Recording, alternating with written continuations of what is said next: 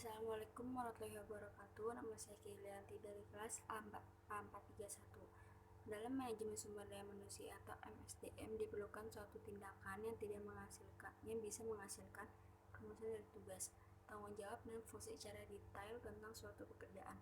Untuk merumuskan hal itu, maka manajer SDM harus melakukan sebuah tindakan, yaitu disebut dengan analisis pekerjaan. Pengertian analisis pekerjaan itu dibagi menjadi dua. Yang pertama itu ada analisis, dan yang kedua itu jabatan. Analisis merupakan aktivitas berpikir untuk menjabarkan pokok persoalan menjadi bagian, komponen, atau unsur serta kemungkinan keterkaitan fungsinya. Sedangkan jabatan adalah sekumpulan atau sekelompok tugas dan tanggung jawab yang akan, sedang, dan telah dikerjakan oleh tenaga kerja dalam kurun waktu tertentu. Istilah analisis pekerjaan itu ada 4: analisis jabatan, analisis tugas, analisis aktivitas, dan penelitian kerja. Lalu menurut para ahli analisis pekerjaan, menurut Sastro Hadiwiryo 2027, analisis pekerjaan dapat diartikan sebagai suatu aktivitas untuk mengkaji, mempelajari, mengumpulkan, mencatat, dan menganalisis ruang lingkup suatu pekerjaan secara sistematis dan sistematik menurut Sastro Hadiwiryo. Sedangkan menurut Filippo 1994, analisis jabatan adalah proses mempelajari dan mengumpulkan informasi yang berhubungan dengan operasi dan tanggung jawab suatu pekerjaan tertentu. Filippo menekankan bahwasannya ada dua kegiatan utama dalam analisis jabatan, yaitu mengumpulkan informasi tentang operasi dan tanggung jawab suatu pekerjaan dan mempelajarinya lebih mendalam. Manfaat analisis pekerjaan itu ada 3: analisis susunan kepegawaian, desain organisasi, redesain pekerjaan. Analisis susunan kepegawaian atau informasi pekerjaan. Desain organisasi menganalisis elemen menyusun organisasi. Redesain pekerjaan untuk meningkatkan metode bekerja, mengurangi kesalahan, eliminasi yang tidak perlu, perbaikan kinerja. Tujuan analisis jabatan itu ada 12. Yang pertama itu ada job description yang berisi informasi pengidentifikasian pekerjaan, riwayat pekerjaan, kewajiban pekerjaan, dan pertanggungjawaban, spesifikasi pekerjaan atau informasi mengenai standar-standar pekerjaan. Yang kedua itu ada job clarification, menyusun pekerjaan-pekerjaan ke dalam kelas-kelas, kelompok-kelompok, atau jenis-jenis berdasarkan rencana sistematika tertentu. Job yang ketiga itu ada job evaluation, suatu prosedur mengklarifikasian pekerjaan berdasarkan kegunaan masing-masing di dalam organisasi dan dalam peserta tenaga kerja luar yang terkait. Yang keempat ada job design, structuring, meliputi usaha-usaha untuk mengalokasi dan menstrukturalisasikan kegiatan-kegiatan pekerjaan ke dalam berbentuk kelompok. Yang kelima ada personal requirement atau specification, berupa penyusunan persyaratan atau spesifikasi tertentu bagi suatu pekerjaan, seperti pengetahuan, keterampilan, ketangkasan, sifat-sifat dan ciri-ciri yang diperlukan bagi keberhasilan pelaksanaan suatu pekerjaan. Yang keenam itu ada performance appraisal.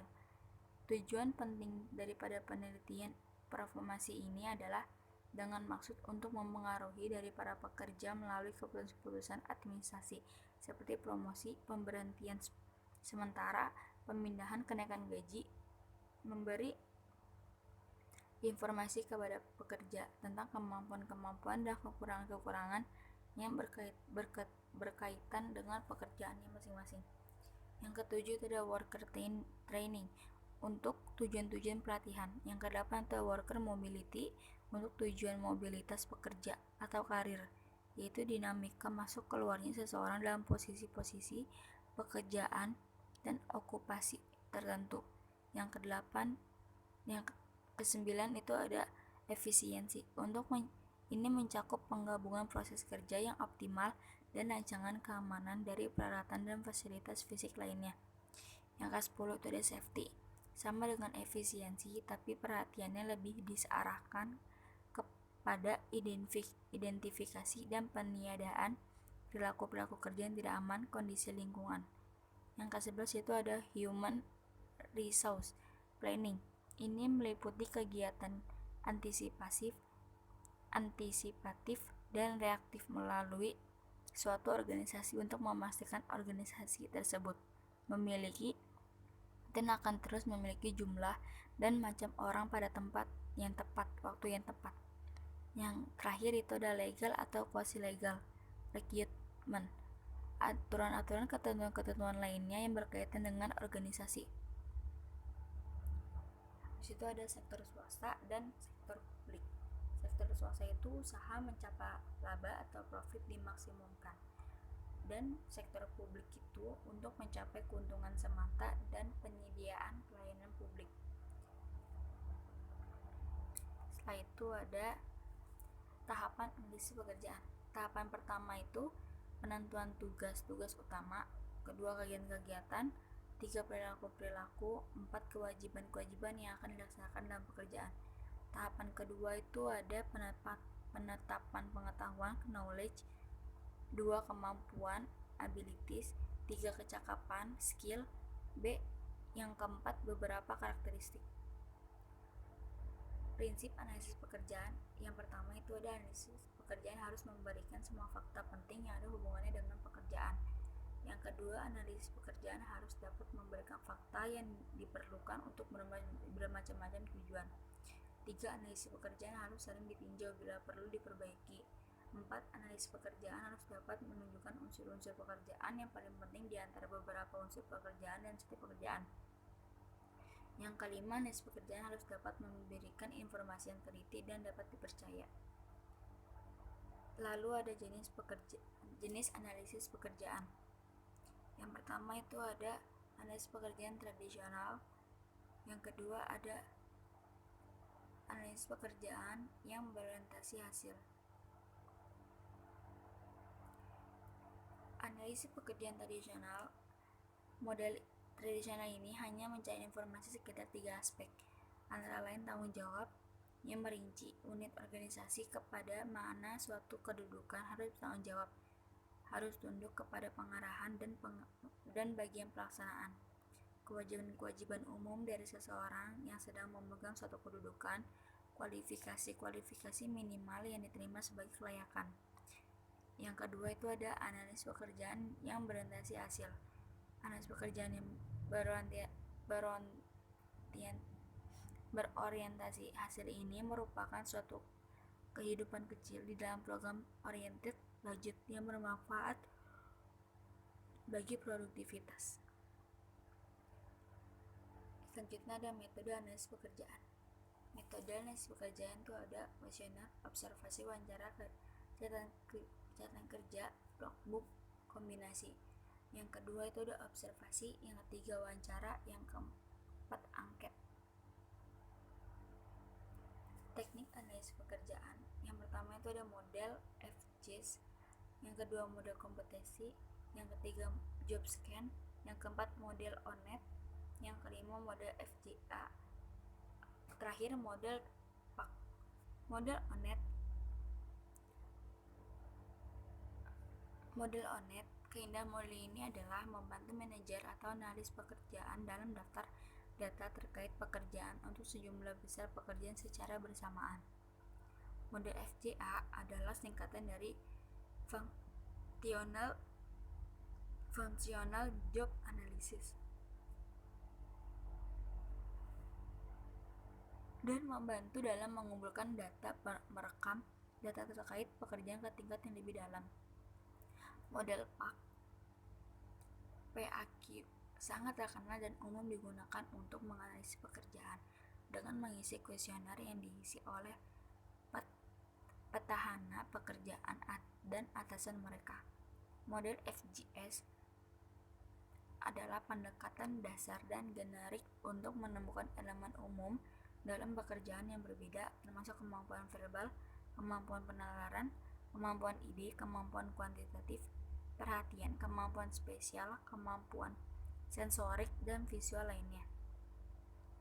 Manipulatif, kemampuan waktu reaksi, analisis kecepatan, fleksibilitas, karakteristik emosional, kekuatan fisik, kemampuan persepsi, keterampilan komunikasi, memori, daya tahan, keseimbangan, koordinasi, dan kemampuan kontrol gerakan.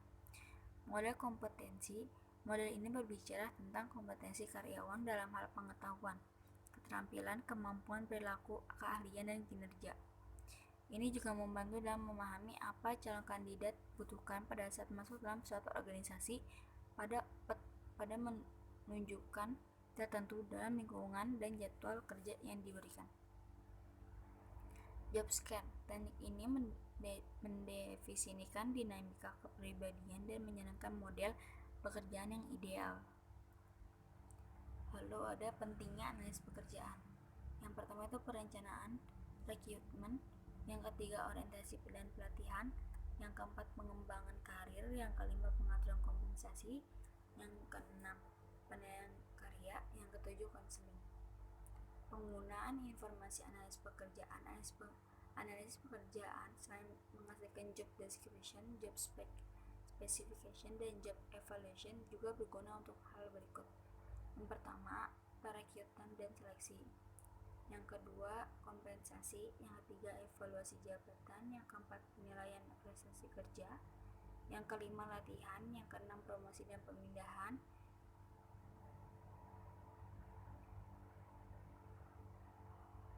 Yang kedelapan, organisasi. Yang ke-9, pemberkayaan pekerjaan. Yang ke-10, penyadaran pekerjaan. Yang ke-11, penempatan. 12, peramalan dan perekrutan. 13, orientasi dan induksi. Uraian pekerjaan biasanya digunakan untuk tenaga kerja operasional, sedangkan uraian jabatan digunakan untuk tenaga kerja manajerial. Uraian pekerjaan adalah informasi tertulis yang menguraikan tugas dan tanggung jawab, kondisi pekerjaan, hubungan pekerjaan, dan aspek-aspek pekerjaan pada suatu jabatan tertentu dalam organisasi. Uraian pekerjaan. Yang pertama, identifikasi pekerjaan atau jabatan, yakni memberikan nama jabatan. Yang kedua, hubungan tugas dan tanggung jawab. Yang ketiga, standar wewenang dalam pekerjaan. Yang keempat, syarat kerja harus diuraikan dengan jelas. Yang kelima, ringkasan pekerjaan atau jabatan. Yang keenam, penjelasan tentang jabatan di bawah dan di atasnya. Terima kasih. Mohon maaf kalau ada salah-salah kata. Wallahul muwaffiq ila aqwamit thoriq. Assalamualaikum warahmatullahi wabarakatuh.